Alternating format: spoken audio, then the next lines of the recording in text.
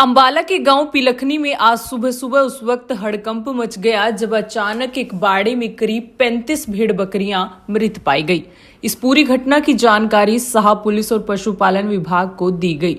इसके बाद पुलिस और पशुपालन विभाग के डॉक्टर मौके पर पहुंचे और घटना का जायजा लिया। इस मामले में गांव के सरपंच ने जानकारी देते हुए बताया कि रोहतास नामक भेड़ बकरियां रखता है और इसी व्यवसाय से यह अपना गुजारा चलाता है।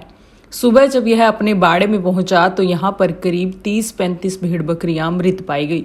किस जानवर ने इन भेड़ बकरियों पर हमला किया है यह अभी पता नहीं चल पाया। करीब 2 साल पहले भी इसी तरह की एक घटना हुई थी जिसमें कई भेड़ बकरियां मृत पाई गई थी। इस घटना में रोहतास का करीब 3 से 4 लाख रुपए के आसपास का नुकसान हुआ है और वह सरकार से अपील करते हैं कि इस गरीब परिवार की मदद की जाए। सर क्या नाम है जी आपका, क्या कुछ हादसा? मेरा नाम रजनीश बत्रा है। मैं सरपंच पिलखनी गांव का सरपंच हूँ।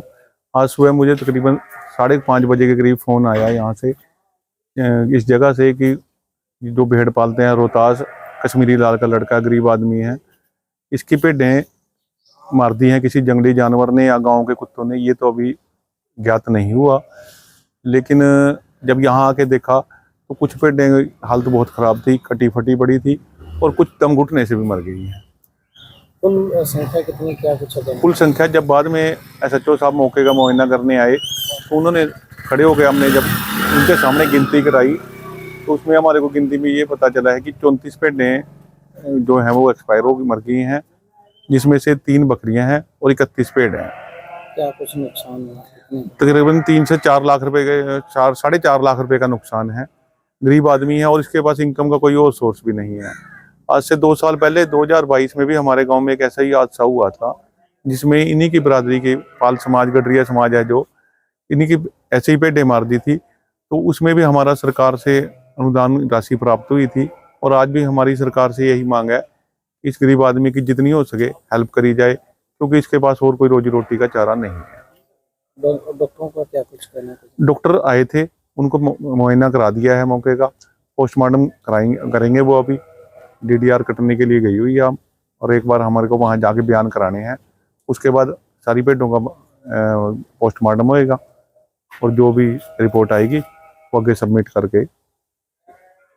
घटना की जानकारी मिलने के बाद मौके पर पहुंचे वेटरनरी सर्जन डॉक्टर गुलशन शर्मा ने जानकारी देते हुए बताया कि उन्हें सूचना मिली थी कि गांव पिलखनी में बाड़े में भेड़ बकरियां मृत पाई गई है।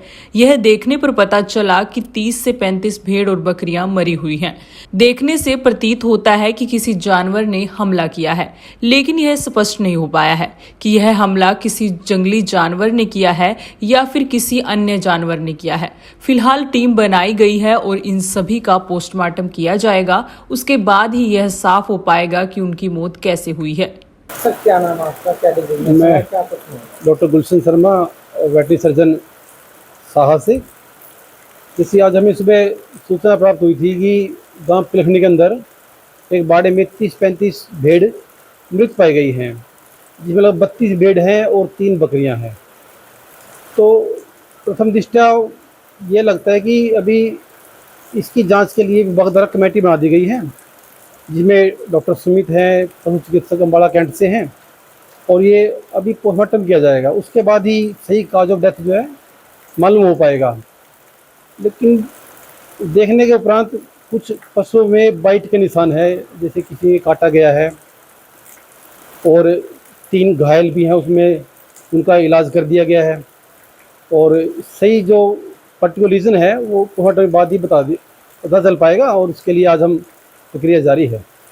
और किसी जंगली जानवर का देखा तो नहीं, जंगली जानवर का अंदेशा अभी क्लियर नहीं बता पाएंगे। इसमें कुछ 1-2 एनिमल पे बाइट के निशान है टीथ के, लेकिन किसी वाइल्ड एनिमल से है या किसी डोमेस्टिक एनिमल से है वो अभी क्लियर नहीं है।